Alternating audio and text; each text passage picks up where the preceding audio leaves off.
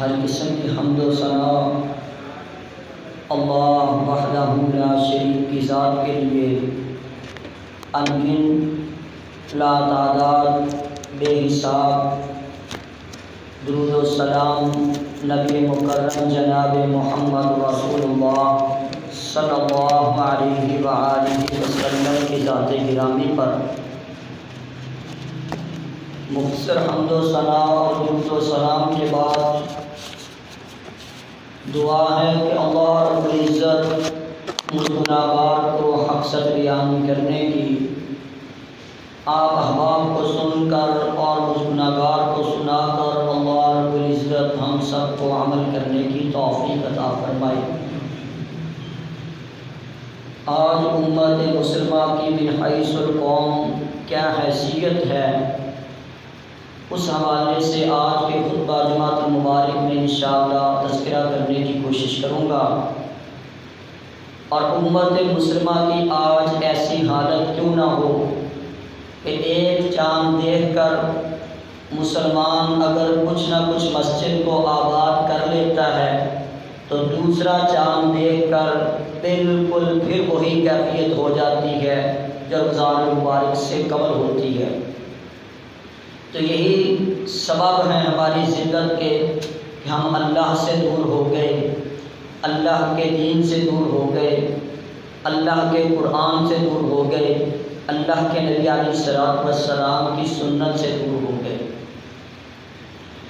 آج اگر ہم پوری توجہ کے ساتھ انفرادی مسائل سے لے کر اجتماعی مسائل تک، عالمی مسائل تک، بحیثیت امت کے مسائل تک اگر ہم غور و فکر کرتے ہیں تو ان میں قدر مشترک وہی چیزیں ہیں جو اللہ رب العزت نے قرآن میں ذکر کر دی یا سابقہ ساری امتوں کے لیے ذکر کر دی۔ تو ایک ایک چیز وہ جو بالکل واضح طور پہ ہمیں ہزاروں سال کی تاریخ میں بتا دی گئی ہے، لیکن اس کے باوجود مسلمان ہر جگہ کے اوپر پٹ رہا ہے، ہر جگہ پہ مظلوم بنا ہوا ہے۔ آج اس روئے زمین کے اوپر سب سے اگر سستا خون ہے، سب سے اگر سستی عزت ہے تو وہ مسلمان کی ہے۔ تو کبھی سب سے قیمتی عزت مسلمان کی تھی، سب سے قیمتی خون مسلمان کا تھا۔ ہر لحاظ سے اس روئے زمین کے اوپر ایک مومن کی اتنی عزت ہوتی تھی کہ نبی علیہ الصلوۃ والسلام نے بیت اللہ کو مخاطب کر کے اس بات کا تذکرہ کیا کہ بیت اللہ تیری بڑی عزت ہے، بڑا احترام ہے، لیکن اتنا تو نہیں ہے جتنا ایک مومن کا ہوتا ہے۔ یعنی مومن کا احترام تو ایمان کی وجہ سے کائنات کی ہر چیز سے اوپر ہوا کرتا تھا، لیکن آج کے کائنات میں سب سے ذلیل کیوں ہو گیا، اس کی حیثیت اتنی کم کیوں ہو گئی؟ تو اس بات کے اوپر اگر سب سے پہلے ہم توجہ کرتے ہیں تو وہ حقیقت میں اپنے نصاب سے دوری، اپنے دین سے دوری، قرآن سے دوری، مقاصد سے دوری۔ ہم وہ قوم ہیں، وہ امت ہیں ہم کہ جن کی علم کے حوالے سے پوری دنیا میں روشنی اگر پھیلائی ہے تو مسلمانوں نے۔ ہم امام تھے، ہر جہالت سے نکالنے کا امام مسلمان تھا۔ ہر عزت احترام کا معاملہ، کسی کو حقوق دلانے کا معاملہ ہو، آباء و اجداد کی رسومات کو ختم کرنے کا معاملہ ہو، بتوں سے پاک کرنے کا معاملہ ہو، ظلم سے زمین کو پاک کرنے کا معاملہ ہو، عورتوں کو، خواتین کو ظلم سے پاک کرنا ہو، یتیم بچوں کو عزت دلانا ہو، کائنات کا کوئی ایسا کام نہیں ہے جس کا امام الانبیاء اور امام الانبیاء کے ماننے والے مسلمان صحابہ، تابعین، تبع تابعین نہ ہوں۔ دنیا تاریخ کے اندر اندھیرے میں، ظلم میں، بربریت میں، انتشار میں، افتراق میں، فرقے کے اندر، نفرتوں میں اس قدر دور چلی گئی تھی کہ آپ علیہ الصلوۃ والسلام کو دنیا میں بھیجنے سے قبل اللہ رب العزت نے کل دنیا کا نقشہ کھینچا۔ اس میں فرمایا فاذکروا نعمت اللہ علیکم اذ کنتم اعداء فالف بین قلوبکم فاصبحتم بنعمتہ اخوانا وکنتم علی شفا حفرۃ من النار فانقذکم منها کذالک یبین اللہ لکم آیاتہ لعلکم تہتدون۔ کہ یہ عظیم نعمت، آپ کی نبوت، آپ کی رسالت، آپ کو مبعوث کیا جانا، آپ کی تعلیم، آپ کا ورثہ قرآن، آپ کا اسوہ حسنہ، آپ کی ایک ایک سنت، یہ وہ ہے کہ اس سے قبل تمام کی تمام انسانیت جہنم کی آگ کے کنارے پر کھڑی تھی، اس کنارے کے اوپر کہ ادھر سے مرتے تھے اور ادھر سے جہنم کا بالن بن جاتے تھے۔ یعنی ہم امام بنے۔ اس دنیا میں آج جو کچھ بھی اچھا ہو رہا ہے، جس علاقے میں ہو رہا ہے، جس تہذیب میں ہو رہا ہے، جس روئے زمین کے خطے کے اوپر ہو رہا ہے، کسی جگہ پر بھی اگر کوئی اچھا ہو رہا ہے تو اس اچھے کا بانی مسلمان ہی ہے، اور جو کچھ برا ہو رہا ہے اس کا سبب بھی آج مسلمان ہی بنا ہوا ہے کہ اپنے اچھے ورثے کو چھوڑ کے، اس نعمت کو چھوڑ کے، اس قرآن کو چھوڑ کے، ایمان کو چھوڑ کے، جہاد کو چھوڑ کے، نماز کو چھوڑ کے، کائنات کے عظیم ترین کاموں کو چھوڑ کے کنتم خیر امۃ اخرجت للناس تأمرون بالمعروف وتنہون عن المنکر، اس عظیم فریضے کو چھوڑ کر آج امت مسلمہ ذلت کی انتہا گہرائیوں میں پہنچی ہوئی۔ تو اس نسبت کے ساتھ اگر تھوڑی سی بھی توجہ کی جاتی ہے تو اللہ رب العزت نے قرآن مجید میں ہمیں ایک ایک ظاہری باطنی دشمن کا تعارف کروا دیا، قیامت تک ہونے والی ایک ایک سازش کا تعارف کروا دیا، ایک ایک چہرے کا تعارف کروا دیا، ایک ایک نسل کا تعارف کروا دیا، ایک ایک خطے کا تعارف کروا دیا، ہر چیز کا تعارف اگر ہم قرآن مجید کھولتے ہیں، آغاز کرتے ہیں۔ آج فلسطین میں کیا ہو رہا ہے، آج یہودی نے پوری دنیا کے اندر کیسے آگ لگائی ہوئی ہے، دنیا کائنات کا کوئی فتنہ نکال کے دیکھ لیں، 2000 سال کی تاریخ اٹھا کے دیکھ لیں، اس سے پچھلی تاریخ اٹھا کے دیکھ لیں، ہر فساد کے اندر، ہر جنگ میں، ہر ظلم میں، ہر زیادتی میں اگر ہاتھ نکلے گا تو یہودی کا نکلے گا۔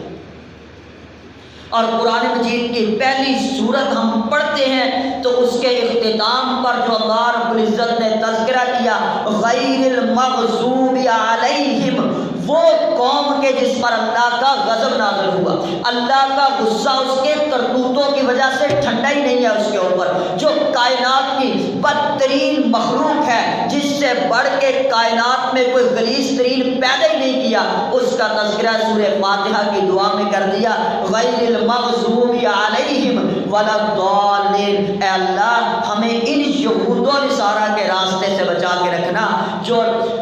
مغضوب کے اندر یہودی ہیں اور ضالین میں عیسائی ہیں۔ کتنا واضح تعارف پہلے سے، آغاز سے، بالکل شروع میں جو قرآن کے آغاز میں تعارف ہے اعوذ باللہ من الشیطان الرجیم، کہ شیطان تیرے نفس کے اوپر، تیری سوچ کے اوپر، تیری تہذیب کے اوپر، تیرے نظریات کے اوپر، تیرے ایمان کا ڈاکو ہے، تیری نظروں کا ڈاکو ہے، تیری ہر معاملے کا ڈاکو، پہلا دشمن انہ لکم عدو مبین۔ تو قرآن مجید کے آغاز میں وَإِذَا قَرَأَتَ القرآن فاستعذ باللہ من الشیطان الرجیم، کہ قرآن مجید کی قرأت کا آغاز اس کے ساتھ کہ اللہ میں اس شیطان دشمن سے تیری پناہ میں آتا ہوں، اس کے شر سے، اس کے وسوسے سے تیری پناہ میں آتا ہوں۔ یہ شیطان دشمن کا تعارف کروا کے آخر میں جا کے سورت کے انسان دشمن کا تعارف کروایا غیر المغضوب علیہم ولا الضالین۔ اے اللہ ہمیں یہود و نصارہ کے راستے پر نہ چلانا، جس طرح گمراہ ہو گئے عیسائی، جس طرح تیرے غضب کا شکار ہو گئے یہودی، اے اللہ ہمیں ان کی کرتوتوں پہ نہ چلانا، ان کے نقش قدم پہ نہ چلانا۔ یہ ابتدا میں تعارف دیا، اور اس کے بعد دشمنوں میں سے قرآن مجید کھول کے دیکھیں، سب سے زیادہ جس دشمن کا تعارف کروایا وہ بنی اسرائیل کا، اور بنی اسرائیل یہ یہودیوں کا، اور یہ کئی ایک رکوع کے اوپر تقریباً 100 آیات میں سورۃ البقرہ میں پہلی سورہ مبارکہ میں کہ تمہارا سب سے بڑا دشمن کون ہے، اور کیا کیا فریب ہے اس میں، کیا کیا چکر بازیاں ہیں، کیا کیا ہیلا سازیاں ہیں، کتنا یہ بغاوت کرنے والا یہودی ہے۔ تو اس کا تقریباً 100 آیتوں میں اس کی ایک ایک خصلت کا، ایک ایک ظلم کا، اس کی ہسٹری کا، اس کے پورے سلسلے کا، کہ مسلمان کہیں غفلت میں اس سے ڈسا نہ جائے، اس سے کہیں گمراہ نہ ہو جائے، اس کو پتہ رہے کہ اس کا دشمن کون ہے۔ اور ان 100 آیتوں کے بعد یہ خلاصہ نکالا ساری بات کا، وَلَن تَرْضَىٰ عَنكَ الْيَهُودُ وَلَا النَّصَارَىٰ حَتَّىٰ تَتَّبِعَ مِلَّتَهُمْ، کہ ہرگز یہود و نصارہ کو اپنے دوست نہ سمجھ لینا، یہ تمہارے ازلی دشمن ہیں، اصلی دشمن ہے، ابدی دشمن ہے، ازلی دشمن ہے۔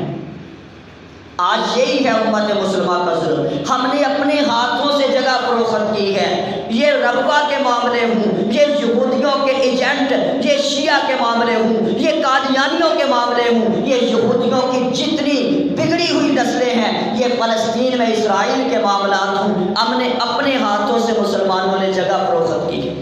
اپنے ہاتھوں سے دیا ان کو جگہ، ہر جگہ ان کے ساتھ کاروبار، ان کو پروٹوکول، عرب تک ان کو لے کے آنا، سعودی عرب تک ان سے لین دین اور دوستیوں کے معاملات۔ تو جبکہ قرآن تو ہمیں پہلی صورت میں کہہ رہا ہے وَلَن تَرْضَىٰ عَنكَ الْيَهُودُ وَلَا النَّصَارَىٰ حَتَّىٰ تَتَّبِعَ مِلَّتَهُمْ، کہ جب تک تم ان کے دین کی پیروی نہیں کر لو گے وہ تم سے راضی نہیں ہو سکتے، بے شک تم الٹے کیوں نہ لٹک جاؤ۔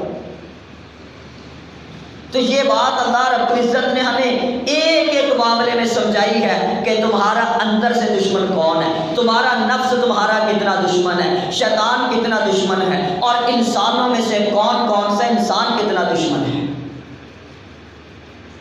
تو اسی تعارف کے اندر ان اول بیت وضع للناس للذی ببکۃ مبارکا وہدی للعالمین، اللہ رب العزت نے مکہ کے اوپر، سعودیہ میں، بیت اللہ میں جس کو اول درجہ دیا ہے، ان اول بیت وضع للناس للذی ببکۃ مبارکا، جو مکہ کے اندر بڑا بابرکت، اللہ رب العزت نے بیت اللہ کا جو اشارہ کیا، ہدی للعالمین، یہ صرف عربوں کے لیے ہدایت نہیں ہے، یہ مرکز صرف اجمیوں کے لیے نہیں ہے، یہ کوئی فلسطین کا، مکہ مدینہ والوں کا مرکز نہیں ہے، کہ اول اسٹیٹ، اول تمہارا قانون سب سے پہلے قبلہ اول یہ بنتا ہے، اس لحاظ سے کہ آدم علیہ السلام نے تعمیر کیا، فرشتوں نے تعمیر کیا، ابراہیم علیہ السلام نے تعمیر کیا، اور مسلمانوں کا آخری قبلہ، اور اسی کے اوپر قیامت، یہی سب سے بڑا اللہ رب العزت نے اعزاز رکھا، ان اول بیت وضع للناس للذی ببکۃ مبارکا وہدی للعالمین۔ مفہوم کیا بتایا کہ یہ جو مکہ میں جو پالیسی ہوگی یہ ہدی للعالمین کے لیے ہوگی، یہ نہیں کہ وہ صرف اپنا مفاد دیکھیں گے، عرب اپنا مفاد نہیں دیکھیں گے، عرب کے پاس وہ چیز ہے، وہ مکہ ہے جو ہدایت کا عالمی مرکز ہے، وہاں پہ جو قانون بنے گا، اور کافر اول نظر میں وہاں دیکھتے ہیں، ان کی ساری سازشیں اس جگہ پہ جا کے رک جاتی ہیں، اور ان کی حفاظت کرنے والوں میں دیکھتے ہیں کہ سب سے اول اگر کسی کا نام آتا ہے تو پاکستان کا آتا ہے، ٹیکنالوجی میں، فوج میں، ہر لحاظ سے وہ اپنے دشمنوں کو ایک ایک نام سے پہچانتے ہیں، کام سے پہچانتے ہیں، خطے سے پہچانتے ہیں، نشانیوں سے پہچانتے ہیں۔ آپ کے ملک کے اندر ایک ایسا کوئی لیڈر پیدا ہو جائے، ایک کوئی ڈاکٹر پیدا ہو جائے، ایک کوئی مجاہد پیدا ہو جائے، وہ اس کو یا تو اپنے حق میں لے جاتے ہیں یا اس کو پھر پابند سلاسل کر دیا جاتا ہے، ان کی اتنی گہری نظر ہے، کسی قوم کے اندر کوئی بندہ پیدا ہو جائے کہ یہ بندہ لیڈر بن جائے گا، یہ مسلم ڈاکٹر بن جائے گا، یہ مسلم مجاہد بن جائے گا، یہ مسلم سائنسدان بن جائے گا، یا تو اس کو پروٹوکول دے کے اپنے حق میں استعمال کیا جاتا ہے، یا اس کو خریدا نہ جائے تو پھر توڑ دیا جاتا ہے، یا اس کو پھر جو ہے نا اٹھا کے لے جایا جاتا ہے۔ وہ ڈاکٹر عافیہ ہو، وہ شیخ اسامہ ہو، ملا عمر ہو، کوئی ڈاکٹر، کوئی ایسی صلاحیت جس میں امت کا ذہن ہوتا ہے کہ امت کو جوڑنا ہے، امت کو پیغام دینا ہے، تو یہ ان کو بہت کھٹکتا ہے، تو ایسے لوگوں کو وہ نہیں چھوڑتے ہیں۔ یہی ہماری بے حسی ہے، سب سے بڑی من حیث القوم، کہ آج ہم اپنی ذات کے لیے سوچتے ہیں، اپنے بچے کے لیے سوچتے ہیں، اپنے مسلک کے لیے سوچتے ہیں، اپنی برادری کے لیے سوچتے ہیں، اپنے گھر کے لیے سوچتے ہیں، اپنے ملک کے لیے سوچتے ہیں، اپنے پنجاب کے لیے سوچتے ہیں، اپنے لیڈر کے لیے سوچتے ہیں، اپنے امام کے لیے سوچتے ہیں، اپنی مسجد، اپنے مدرسے کے لیے سوچتے ہیں۔ سب سے بڑی گندی ذہنیت اور سب سے بڑا زنگ جو مسلمان کو دیا ہے کہ مسلمان من حیث القوم، امت مسلمہ کے لیے سوچ ہی نہیں سکتا ہے، اس کی سوچ ہی چھین لی گئی ہے، اس کے نظریات ہی چھین لیے گئے ہیں۔ یہ کہے گا یہ تو فلسطین کا مسئلہ ہے، یہ تو انڈیا کا مسئلہ ہے، یہ تو کشمیر کا مسئلہ ہے، یہ تو شام کا مسئلہ ہے، یہ تو بوسنیا کا مسئلہ ہے، یہ تو عراق کا مسئلہ ہے، یہ تو ایران کا مسئلہ ہے، یہ تو شام کا مسئلہ ہے۔ یہ کسی نہ کسی طرح اس کو تقسیم کر کے اس کے خطے کے نام، یہ تو عربوں کا مسئلہ ہے۔ تو یہ جب سوچ یہ بن جاتی ہے تو اس وقت اندر سے امت مر چکی ہوتی ہے، ضمیر مر چکا ہوتا ہے، ایمان ختم ہو چکا ہوتا ہے، اتحاد ختم ہو چکا ہوتا ہے۔ اور اسی پر آپ نے زبان کا تذکرہ کیا تھا، تم بیلوں کی دموں کو پکڑ لو گے اور ان سے راضی ہو جاؤ گے، تم اپنی کھیتیوں پر راضی ہو جاؤ گے، اپنے کاروباروں پر راضی ہو جاؤ گے، تم اللہ اور اس کے رسول کو چھوڑ بیٹھو گے، تم جہاد کو چھوڑ بیٹھو گے تو تمہاری عزت خاک میں مل جائے گی۔ آج یہی کچھ کشمیر میں ہو رہا ہے، کل فلسطین میں ہو رہا ہے، تو کل آپ کے پاس بھی ہو رہا ہے۔ تو جب تک امت کا ذہن نہیں آئے گا، اتحاد کا ذہن نہیں آئے گا، جہاد کا ذہن نہیں آئے گا، قربانی کا ذہن نہیں آئے گا، سب سے بڑی بات کہ جب تک اس طاغوتی پنجے سے نکلنے کی انسان میں شعور نہیں آئے گا، غلامی سے آزادی کی سوچ نہیں آئے گی، ہم اتنے بڑے غلام ہیں کہ ہر قسم کی ہمارے اوپر غلامی مسلط ہے، ہر قسم کی غلامی کے باوجود ہم پگڑے ڈال کے ناچتے ہیں، ہم آزاد ہیں۔ ہم ناچتے ہیں اس بات کے اوپر کہ ہم آزاد قوم ہیں، ہم ترانے پڑھتے ہیں اس کے اوپر، ہم نغمے پڑھتے ہیں اس کے اوپر، ہم موٹر سائیکل کے سلنسر نکال کے بڑی بڑی ریسیں لگاتے ہیں، کیا کیا پروگرام کرتے ہیں کہ جی ہم آزاد ہیں۔ کوئی آزادی کی ایک آدھ مثال تو بتاؤ۔ جب چاہیں آپ لوگوں کے ساتھ جو مرضی کر لیا جائے، جو مرضی پابندی لگا دی جائے، جتنا مرضی قرض چڑھا دیا جائے، جتنے مرضی بندوں کو ارسٹ کر لیا جائے، جتنی مرضی معیشت کو ڈاؤن کر دیا جائے، جتنا مرضی ڈالر کو اوپر لے جایا جائے، جتنا جو جب چاہے پابندی لگا دیں، آپ کی بجلی، پانی، گیس تک، آپ کی ایک ایک چیز کے اوپر کوئی ایک بات کے اوپر بتا دیں، یہ پابندی نہیں ہے کیا اس بات کے اوپر کہ اللہ رب العزت نے جہاد کو فرض کیا ہے مظلوم مسلمانوں کے لیے، اس کو ایک درجہ قرار دیا ہے، اس کو عظمت قرار دیا ہے، لیکن اس کے باوجود اس جہاد میں سب سے بڑی رکاوٹ امت مسلمہ کے حکمران، 58 اسلامی فوجوں کے، اسلامی ممالک کی فوجوں کے مجاہدین، ان کے فوجی حکمران ایک مسلمان جہاد کے لیے جاتا نہیں جانے دیں گے، دہشت گرد خود کریں گے بھی نہیں۔ 58 ممالک ہوں اور کبھی مسلمان میں یہ غیرت تھی، یہ باب الاسلام جو سندھ کا دروازہ کھلا اسلام کا، تو اس وقت صرف ایک عربی عورت کی بے حرمتی ہوئی تھی، تو اس کی آواز حجاج بن یوسف تک پہنچی تھی اور محمد بن قاسم کے ذریعے یہ بر صغیر کے اندر اسلام کا دروازہ کھل گیا تھا۔ آج تو لاکھوں قسم کی، لاکھوں ماؤں بہنوں بیٹیوں کی آوازیں ہمارے کانوں سے ٹکراتی ہیں، ماؤں کی بے حرمتیاں، بیٹیوں کی بے حرمتیاں لائیو ہم دیکھ رہے ہوتے ہیں کہ ادھر یہودی گلے کاٹ رہا ہے، ماں کی بے حرمتی کر رہا ہے، بالوں کو نوچ رہا ہے، پیٹ پہ ٹانگے مار رہا ہے، روڈ پہ گھسیٹ رہا ہے، بیٹوں کے سامنے، بھائیوں کے سامنے، شوہر کے سامنے بیوی پہ ظلم ہو رہا ہے، اور لائیو آنکھوں سے کہ ابھی ڈائریکٹ ہو رہا ہوتا ہے، اور ہم اتنے بے حس ہو چکے ہیں کہ اپنے اپنے کاموں میں ہم مشغول ہیں، ہمیں اس بات کی فکر نہیں ہے۔ ذرا تھوڑا سا شعور اور احساس کی آنکھ میں جا کے دیکھیں، اگر میری بیٹی کے ساتھ یہ ہو رہا ہو،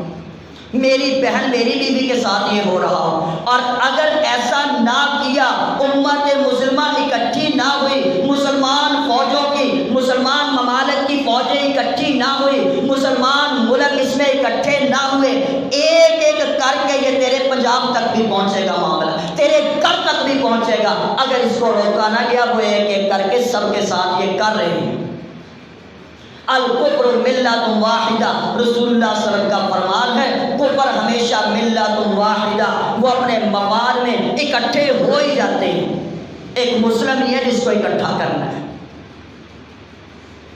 تو آج اس فلسطین کے لیے، اس قبلے کے لیے، سبحان الذی اسریٰ بعبدہ لیلا من المسجد الحرام الی المسجد الاقصی الذی بارکنا حولہ لنریہ من آیاتنا انہ هو السمیع البصیر۔ اللہ رب العزت نے امام الانبیاء کی ایسی سیر کا تذکرہ کیا، ایک زمین کی سیر، ایک آسمان کی سیر، جس کا آغاز سبحان اللہ دی سے، سورۃ الاسراء سے، بنی اسرائیل سورت سے، اور اتنی عزت احترام کا وہ سفر کہ جس میں آپ کو خاتم النبیین بھی، امام الانبیاء بھی، اور آپ کا ایسا معاملہ کہ آپ کے پیچھے سارے نبیوں نے نماز ادا کی، ملاقاتیں ہوتی ہیں، جنت جہنم کی زیارتیں ہوتی ہیں، اور آپ کو اس وقت امام الانبیاء کا شرف عملی شکل میں مل رہا ہے۔ اور دکھایا گیا ہے مسجد اقصیٰ فلسطین میں، اور تذکرہ کیا گیا ہے، پاک ہے وہ ذات سبحان الذی اسریٰ بعبدہ لیلا من المسجد الحرام الی المسجد الاقصیٰ۔ وہ مسجد اقصیٰ جو یہودیوں کے قبضے میں ہے، وہ مسجد اقصیٰ جہاں کوئی سجدہ کرنے جاتا ہے اس کا گلا کاٹ دیا جاتا ہے، وہ مسجد اقصیٰ جس میں روزوں کے اندر آخری عشرے میں حملہ کر کے لاشیں بچھا دی جاتی ہیں۔ بارکنا حولہ، کہ اللہ نے بڑی برکتیں رکھی، کئی انبیاء کی قبریں وہاں پہ، کئی انبیاء کی پیدائش وہاں پہ، بڑی کثرت کے ساتھ انبیاء شام میں، فلسطین میں، عراق میں، ایران میں، اس قریب قریب کے ایریے میں سب سے زیادہ شام فلسطین میں انبیاء کا مرکز، اور یہ بیت المقدس کے ساتھ یعقوب علیہ السلام کا، یونس علیہ السلام کا، یوسف علیہ السلام کا، موسیٰ علیہ السلام کا، عیسیٰ علیہ السلام کا، کئی ایک انبیاء کا، سلیمان علیہ السلام کا، بنی اسرائیل کے تمام انبیاء کا ڈائریکٹ انڈائریکٹ اس قبلہ کے ساتھ تعلق رہا، ہر نبی کا تعلق رہا۔ اور بڑی لمبی جو داستان ہے وہ تو بنی اسماعیل میں، بنو اسحاق کے اندر ہی چلتی ہے۔ ابراہیم علیہ السلام کے دو بیٹوں میں سے ایک اسحاق علیہ السلام، دوسرے اسماعیل علیہ السلام۔ اسحاق علیہ السلام کی ساری لڑی جس میں 4000 یا کم و بیش اس سے بھی زیادہ 70,000 تک بھی روایات ملتی ہیں، وہ سارے کے سارے نبیوں کا مدفن، مرکز، دعوت، یہ سبحان الذی اسریٰ بعبدہ فلسطین رہا ہے۔ آج ہم اپنے ورثے کو ایک اعتبار سے اس کو قبلہ اول بھی کہا جاتا ہے کہ مدینے میں جا کے جب جماعت سے نماز کا اہتمام کا آغاز ہوتا ہے تو شروع کے اندر 17 مہینے بیت المقدس کی طرف منہ کر کے نمازیں پڑھی گئی تھیں۔ ہیکل سلیمانی بھی یہی ہے، مسجد اقصیٰ بھی یہی ہے، بیت المقدس بھی یہی ہے، القدس بھی یہی ہے، یہ سارے نام اس کے قرآن میں، تاریخ میں، حدیث میں ملتے ہیں۔ آج میری کوئی گھر کو ہاتھ ڈالے نا، میری کسی میراث کو کوئی ایک ایک پانی کے منٹ کے اوپر ہم لاشیں بچھا دیتے ہیں، ہم ایک ایک فٹ جگہ کے اوپر، ایک ایک انچ جگہ کے اوپر لاشوں کے ڈھیر لگا دیتے ہیں۔ اللہ نے تمام انبیاء کی وراثت مسجد اقصیٰ کی شکل میں، فلسطین کی شکل میں ہمیں دی۔ یہ اکیلے فلسطین کا مسئلہ نہیں، میں نے یہ دونوں آیات اسی لیے پڑھی کہ عالمی مسئلہ ہے، عالم اسلام کا مسئلہ ہے، یہ عالم کفر اور اسلام کی جنگ ہے، یہ صرف فلسطین کی جنگ نہیں ہے۔ فلسطین بھی ہجرت کر کے جا سکتے ہیں سارے، لیکن ان کی شہادتوں کا معاملہ انشاءاللہ ان کا خون کا قطرہ زمین پہ بعد میں گرتا ہے، جنت ان کو پہلے مل جاتی ہے۔ آزمائش ان کی نہیں ہے، آزمائش تو ہماری ہے، آزمائش تو ہماری ہے کہ ہم کیا کرتے ہیں ان کو دیکھ کے۔ آج ایک ایک وہ سین دیکھ کے نا صرف یعنی سینکڑوں ڈیلیٹ کر دیتے ہیں، کھولتے نہیں ہیں، صرف ایک سین کبھی دیکھا جائے رات بھر نیند نہیں آتی ہے، اور صرف یہی دعا ہوتی ہے کہ یا اللہ پھر اگر ایسا نہیں تو کم از کم کسی طریقے سے ہمیں غیبی طریقے سے وہاں لے جا اور ہماری شہادت ہو جائے، تاکہ کل حجت تو نہ قائم ہو، کل سوال تو نہ قائم ہو۔ تمہاری جوانیاں تھی، کلمہ تم پڑھتے تھے، قرآن تم پڑھتے تھے، جہاد تم پڑھتے تھے، اور اس کے بعد یہ سب کچھ مسلمان کے ساتھ ہوتا تو ٹس سے مس نہیں ہوتے تھے۔ کتنی یہ پاک فوج کے نعرے، کیا کیا معاملات چلتے ہیں، چند کرتب دکھا کے، چند چیزیں تیار کر کے، لیکن 58 ملکوں کی فوج کسی ایک جگہ پر کشمیر میں ظلم روک لیا ہو، فلسطین میں،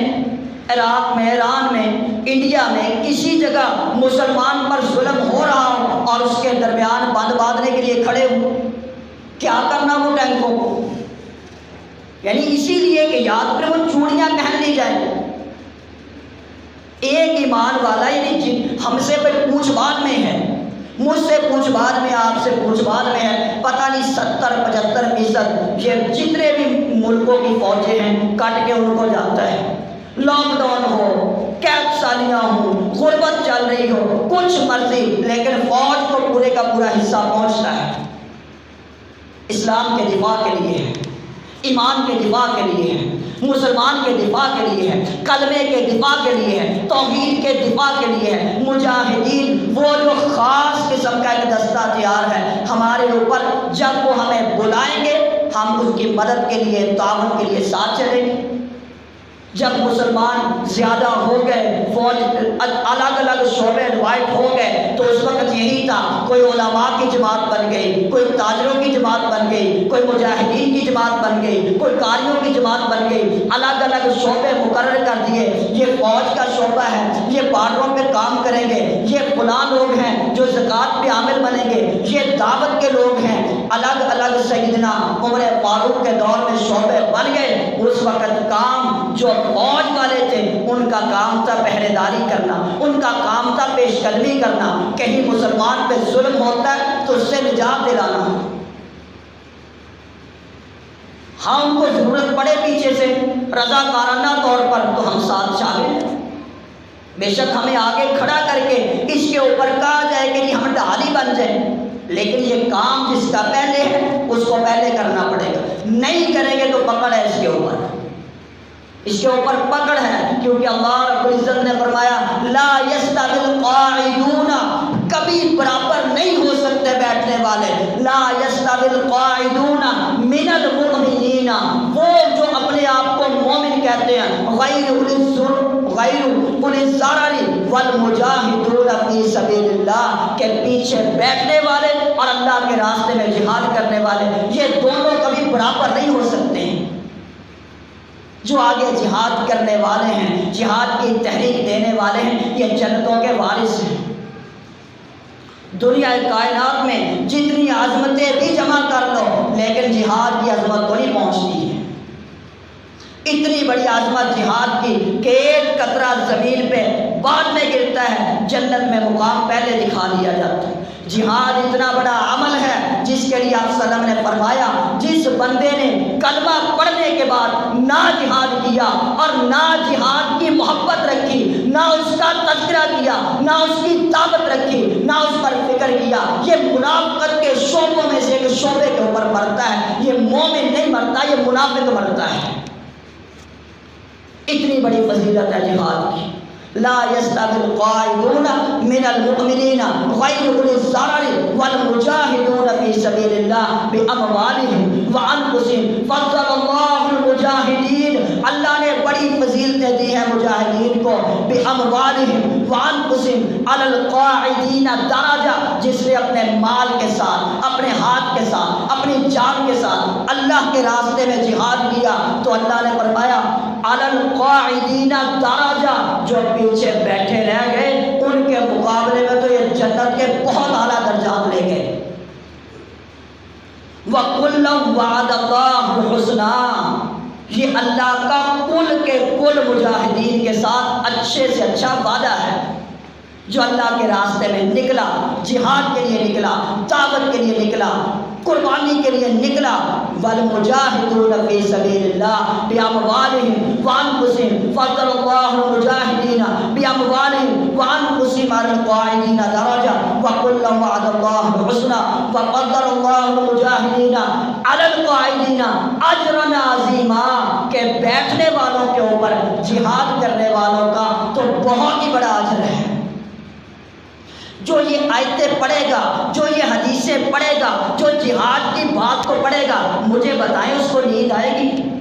اس کا دل کرے گا میں جمعہ بیان کروں، میں قرآن پڑھاؤں؟ جب وہ ظلم دیکھے گا، بالا کوٹ سے شاہ اسماعیل شہید جیسا تاریخ اہل حدیث کے اندر سرخیل لیڈر اگر سب سے بڑا نام آتا ہے، تو جس کو انگریز اس وقت کہا کرتے تھے یہ باغی ہیں، باغی ہندوستان کے اندر وہابی کے معنی میں لیتے تھے، یعنی وہابی جو ہے اس کو باغی کے معنی میں لیتے تھے کہ یہ انگریز کا باغی ہے، انگریز کے قانون کا باغی ہے، یہ تاغوت کا باغی ہے۔ حدیث پڑھا رہے تھے بخاری، اور پتہ لگا کہ بالا کوٹ میں مسلمان عورتوں کے ساتھ ایسے بے حرمتی کی گئی ہے، بخاری شریف بند کی، طلبہ کو کہا چلو نکلو، آج کتاب الجہاد پڑھنے کا کام نہیں ہے، آج کتاب الجہاد پہ عمل کرنے کی ضرورت ہے۔ ایسے ہی اللہ نے عزتیں دی، اور انگریز نے ان کو کالے پانیوں کی سزائیں دی، کن کن جزیروں میں بند کیا۔ تو وہی لوگ ہمارے شیخ محترم مفتی عبید اللہ عفیف صاحب حافظہ اللہ تعالیٰ کہا کرتے تھے کہ پاکستان میں آ کے اہل حدیث ختم ہی ہو گیا، اہل حدیث کا اصل مقصد ہی ختم ہو گیا۔ کہتے ہم نے ہندوستان کی عدالتوں کے قانون پڑھے ہیں کہ اتنے زیادہ مقدمے اہل حدیث کے اوپر تھے، باقی اس کو کہا جاتا ہر لحاظ سے مقدمے ان پہ چلتے تھے۔ اس کا سبب کیا تھا؟ یہ ایمان کی وجہ سے آگے بڑھتا تھا، لیکن ادھر آ کے دب گیا، ختم ہو گئے معاملہ، بس نام باقی رہ گئے ہیں، کام ختم ہو گئے ہیں۔ اور اللہ رب العزت نے یہ سارے سبب بتائے ہیں کہ ہمارے ساتھ ایسا کیوں ہو رہا ہے۔ قل ان کان آباؤکم، کہہ دیجئے تمہارے آباء و اجداد، یہ میرے لیے نہیں، میرے بڑوں کے لیے بھی، میرے چھوٹوں کے لیے بھی اللہ نے ایک ایک فیصلہ قرآن میں ازل سے لے کے ابد تک کر دیا ہے۔ قل ان کان آباؤکم و ابناؤکم، تمہارے آباء و اجداد، تمہارے بیٹے، تمہارے پوتے، تمہاری نیچے کی نسلیں، و اخوانکم، تمہارے بھائی، و ازواجکم، تمہاری بیویاں، و عشیرتکم، تمہارے کنبے، قبیلے، خاندان، برادریاں، ملک، وطن، و اموال اقترفتموها، تمہارے وہ مال جو بڑی محنتوں سے کماتے ہو، و تجارت تخشون کسادها، تمہاری وہ تجارتیں جس کا مندہ پڑنے سے تمہارے ملک بگڑ جاتے ہیں، تمہاری راتوں کی نیندیں اڑ جاتی ہیں۔ قرآن کا مندہ پڑ جائے تجھے احساس نہیں ہے، سنت مندی پڑ جائے تجھے احساس نہیں ہے، مسلمان کٹ جائے تجھے احساس نہیں ہے، مسجدیں غیر آباد ہو جائے تجھے احساس نہیں ہے، جہاد ختم ہو جائے تجھے احساس نہیں ہے، تجھے احساس ہے وَتِجَارَةٌ تَخْشَوْنَ كَسَادَهَا، تیرا تھوڑا سا خسارہ ہو جائے، نقصان ہو جائے، مرنے والا ہو جاتا ہے۔ وَمَسَاكِنُ تَرْضَوْنَهَا، اپنی اپنی رہائش گاہوں پہ بڑے راضی ہو چکے ہیں۔ أَحَبَّ إِلَيْكُم مِّنَ اللَّهِ وَرَسُولِهِ، جس دن کسی صدی کے اندر، کسی علاقے کے اندر أَحَبَّ إِلَيْكُم مِّنَ اللَّهِ وَرَسُولِهِ، جس دن یہ چیزیں تمہیں اللہ اور اس کے رسول سے زیادہ محبوب ہو گئی، وَجِهَادٍ فِي سَبِيلِهِ، اور اللہ کے راستے میں جہاد کرنے سے، فَتَرَبَّصُوا حَتَّى يَأْتِيَ اللَّهُ بِأَمْرِهِ، پھر انتظار کرنا کہ کب تمہارے اوپر عذاب کا گھوڑا آتا ہے، کب کورونا آتا ہے، کب زلزلہ آتا ہے، کب جنگ لگتی ہے، کب بے حرمتیاں ہوتی ہیں، کب قتل ہوتے ہو، کب لاشیں اٹھاتے ہو، کب ذلیل و رسوا ہوتے ہو، پھر انتظار باقی ہے، تدبیر کوئی باقی نہیں ہے۔ فَتَرَبَّصُوا حَتَّى يَأْتِيَ اللَّهُ بِأَمْرِهِ وَاللَّهُ لَا يَهْدِي الْقَوْمَ الْفَاسِقِينَ۔ لیکن جو اتنے فاسق نافرمان ہو جائے، جن کو قرآن کی پہچان مٹ جائے، نبی کی پہچان مٹ جائے، دین کی پہچان مٹ جائے، سنت کی پہچان مٹ جائے، جہاد کی پہچان مٹ جائے، کھرے کھوٹے کی پہچان مٹ جائے، وَاللَّهُ لَا يَهْدِي الْقَوْمَ الْفَاسِقِينَ، ایسے فاسقوں کو ہدایت نہیں ملتی۔ یہ ٹس سے مس نہیں ہوتے ہیں، نہ رمضان میں، نہ جمعے میں، نہ لاشیں دیکھ کے، نہ کورونا دیکھ کے، نہ زلزلے دیکھ کے، نہ ذلتیں دیکھ کے، ان کے ضمیر مردہ ہو چکے ہیں۔ یہ من حیث القوم امت مسلمہ سو چکی ہے۔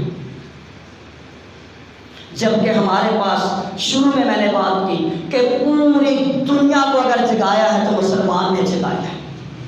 قرآن نے جگایا ہے، علم نے جگایا ہے۔ آج علم سے تعلق ختم ہو گیا، آج اتنے جاہل ماں باپ ہو چکے ہیں کہ میرے ادارے کے اندر ہر ہٹنے والے بچے کے پیچھے داستان، ماں سے پوچھ لو، باپ سے پوچھ لو، کسی سرپرست سے پوچھ لو، 2 سال ہو گئے جی 10 سپارے ہوئے ہیں، 5 سپارے ہوئے ہیں۔ وجہ کیا ہے؟ قرآن میں تربیت کر رہے ہیں۔ وہاں کیا چاہیے؟ 10 دفعہ قرآن پڑھ لیا، 5 دفعہ رمضان میں ختم کر لیا، 3 دفعہ اعتکاف میں، سمجھنے کی ضرورت نہیں ہے، طوطے کی طرح رکھو اس کو۔ اگر اس کے مطابق تربیت کر دو گے، پاگل باپ کو پتہ ہی نہیں ہے، پاگل ماں کو پتہ ہی نہیں ہے کہ 23 سال رسول اللہ صلی اللہ علیہ وسلم پہ قرآن نازل ہوا، ایک ایک حرف کر کے صحابہ کو پڑھایا، اور 23 سال مکمل ہوئے تو عالم قرآن بھی موجود تھے، مفسر قرآن بھی موجود تھے، محدث بھی موجود تھے، مجاہد بھی موجود تھے، عالم بھی موجود تھے، فقیہ بھی موجود تھے، مدبر بھی موجود تھے، پوری کائنات کے ایک ایک جغرافیوں کو سیٹ کرنے والے انجینئر اور پوری کائنات کے پورے معاملوں کو سمجھنے والے اس قرآن کی روشنی میں موجود تھے۔ آج ہی گھنٹے میں پڑھا دوں، 1 گھنٹہ ٹائم دیا جائے، صبح دے دیتے ہیں، ٹائم تھوڑا ہے، سال ہو گیا، سال کے اندر 365 دن چھٹیاں کر کے بچہ آئے، رزلٹ چاہیے۔ یہ جو ہمیں دکھاوے کے رزلٹ نظر آتے ہیں نا، بس یہ یہی ہے کہ جس کے اندر کوئی حقیقتیں نہیں۔ تو میں بات کر رہا تھا کہ یہ قرآن مجید سے دوری کا سبب ہے، سمجھ کے پڑھنے کا۔ آوازیں بڑی ہوں گی، قیامت کی نشانیاں آپ نے ذکر کی کہ اتنی پیاری پیاری آوازوں میں قرآن پڑھیں گے، لیکن حلق سے نیچے نہیں جائے گا۔ قیامت کے قریب کی وہ نشانیاں ذکر کروں قرآ کے حوالے سے، اور جس طرح یہ میڈیا پہ ہمارے معاملات کے حوالے سے، تو اس قدر سخت نشانیاں ہیں کہ شاید 100 میں سے بڑی مشکل کوئی 5 عالم دین یا 5 قرآ بن جاتے ہیں۔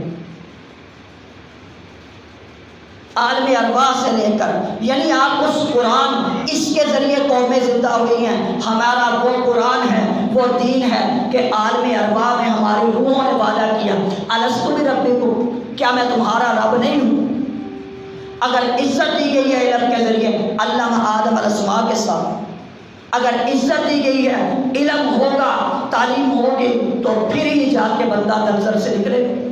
کتنی دلدل میں پھنس جائے گا۔ دنیا کائنات کا سب سے بڑا لاک ڈاؤن، جس کی مثال کوئی اور مل ہی نہیں سکتی۔ قرآن نے کہا اندھیرے در اندھیرے، وہ لاک ڈاؤن سیدنا یونس علیہ السلام کا مچھلی کے پیٹ میں تھا، لیکن پکارا کیسے؟ پانی کا اندھیرا، رات کا اندھیرا، مچھلی کی تہوں کا اندھیرا، وہاں پہ یہ علم تھا توحید کا، لا الہ الا انت سبحانک انی کنت من الظالمین۔ یہ علم ختم ہو گیا، قرآن کا فہم ختم ہو گیا، رسم باقی رہ گئی ہے۔ آپ نے قیامت کی نشانیاں بتائی تھی کہ اللہ رسول، قرآن پڑھا جائے گا مگر صرف رسم الخط کے طور پہ، رسم قرآن کرنے کے لیے، رسم کل کرنے کے لیے، ختم القرآن کرنے کے لیے، دعائے قرآن کرنے کے لیے۔ قرآن کی بصیرت باقی نہیں رہے گی، ورنہ مسلمان پٹے کیوں؟ کتنی اونچائی سے نیچے آئے ہیں۔ آدم علیہ السلام جنتوں سے نکالا گیا، لیکن قرآن نے معرفت دی، ربنا ظلمنا انفسنا۔ علم تھا کہ کس کو پکارنا ہے، ظلم ہو جائے، زیادتی ہو جائے، کیا کرنا ہے۔ ربنا ظلمنا انفسنا، اللہ ہم نے خود ظلم کیا ہے۔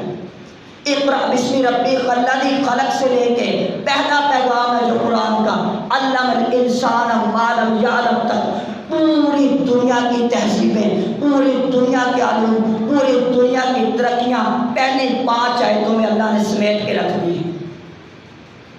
پوری دنیا کی تہذیبیں اور دین آخری آیت تک الیوم اکملت لکم دینکم واتممت علیکم نعمتی ورضیت لکم الاسلام دینا کہہ کے اللہ نے ہر چیز مکمل کر دی۔ تو اس لیے یہ ہمارا قصور ہے کہ ہم قرآن نہیں پڑھتے، اس لیے ہمیں پتہ ہی نہیں ہمارا دشمن کون ہے، اس لیے ہمیں پتہ ہی نہیں کھڑا کون ہے، اس لیے ہمیں پہچان ہی نہیں ہمیں کرنا کیا ہے۔ ہم تو بس رسموں کے پیچھے لگے ہوئے، مزہ بڑا آیا، چس بڑی آئی ہے، 4 طرزیں سن لی، 4 ادھر ادھر کی باتیں جگتے سن لی، کپڑے جاڑے، مزہ بڑا آ گیا۔ دین کی ہمیں ضرورت ہی نہیں ہے، قرآن کی ضرورت ہی نہیں ہے، فہم کی ضرورت ہی نہیں ہے، جاگنے کی ضرورت ہی نہیں ہے۔ ہم تو صرف رسموں پہ لگے ہوئے ہیں، جمعہ رسم کا ہو جائے، جلسے رسم کے ہو جائیں، پروگرام رسم کے ہو جائیں، یہی قیامت کی سب سے بڑی نشانی ہے کہ الا رسول، قرآن پڑھیں گے لیکن رسم الخط کے طور پر، قرآن کی روح باقی نہیں رہے گی، ایمان باقی نہیں رہے گا، تحریک باقی نہیں رہے گی، مقصد باقی نہیں رہے گا، صرف الفاظ ہی رہ جائیں گے۔ خیر یہ ساری باتوں کا مقصد یہی تھا کہ فلسطین کے معاملہ ہو، سعودیہ کا معاملہ ہو، مسلمان کا معاملہ ہو، یہ انفرادی نہیں ہے، یہ من حیث القوم امت مسلمہ کا معاملہ ہے۔ اور اس پہ انشاءاللہ ہم سمجھتے ہیں کہ ہماری یہ گفتگو 2 بندے سنیں، 4 بندے سنیں، یہ اللہ سن رہا ہے، ایک بھی بندہ سنے، ہم دل میں بھی چاہت رکھیں اللہ سن رہا ہے، اس لیے انشاءاللہ العزیز اس طرف کے اوپر ہمیں اپنے رب سے اجر چاہیے کہ ہمارے دل میں مظلوم مسلمان کی محبت ہے، ہم ان کے لیے مرنے کے لیے تیار ہیں، شہادتیں پیش کرنے کے لیے تیار ہیں۔ رکاوٹیں کیا ہیں کہ جن کو مقرر کیا ہوا ہے وہ یہ کام کرتے نہیں ہیں، دوسرے کریں تو وہ ٹیررسٹ ہیں، وہ دہشت گرد ہیں، ان کے اوپر پابندی ہے، وہ قرآن پڑھ کے جہاد کرنا چاہتے ہیں وہ کر نہیں سکتے، اور جن کی ذمہ داری ہے وہ کرتے نہیں ہیں۔ اور یہی سب سے بڑا فتنہ آپ نے ذکر کیا، اذا وسد الامر الی غیر اہلہ، صحابہ نے پوچھا کہ قیامت کا سب سے بڑا فتنہ کون سا ہے؟ آپ نے فرمایا نااہل لوگوں کے عہدے سپرد ہو جانا، اذا وسد الامر الی غیر اہلہ، وزیر اعلیٰ وزیر اعظم سے لے کے استاد، ماں، ٹیچر، خطیب سارے نااہل ہوں گے، اور نااہلیوں کے سبب سے جہنم اور ذلتیں مقرر کر دی جائیں گی۔ اور آخری بات کا خلاصہ آپ نے یہی ذکر کیا تھا جب صحابہ نے آپ نے فرمایا کافر قومیں قیامت کے فتنوں میں سے بتایا، مسلمان پر ہر جگہ پہ ایسے چڑھ دوڑیں گے جیسے بھوکا دسترخوان پہ ٹوٹ پڑتا ہے۔ وہ صحابہ نے کہا اللہ کے نبی ہم اس وقت کیا دنیا میں موجود نہیں ہوں گے؟ یعنی وہ 313 تھے تو اس وقت دنیا کفر 1 مہینے کی مسافت پہ کامتا تھا، تو وہ کہتے صحابہ اس وقت ہم اتنے بھی نہیں ہوں گے؟ آپ نے فرمایا بڑی کثرت سے ہوگی،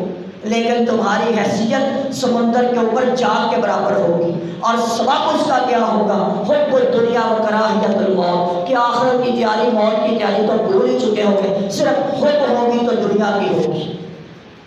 ایک وادی دوسری، ایک جنگل دوسرا، ایک گھر دوسرا، یعنی اس کے پیچھے لگ کر تم اللہ کو، رسول کو، دین کو، جہاد کو بیلوں کی تمہیں پکڑ لو گے، کھیتیوں کے لیے ہلکان ہو جاؤ گے، اپنے اپنے کاموں کے لیے امت کا کام چھوڑ بیٹھو گے، نبی کا کام چھوڑ بیٹھو گے، جہاد کا کام چھوڑ بیٹھو گے، قرآن کا کام چھوڑ بیٹھو گے، اور جس کے سبب پہ ذلتیں تمہارے اوپر مسلط ہو جائیں گی۔ دعا ہے کہ اللہ تعالیٰ سمجھ کر عمل کی توفیق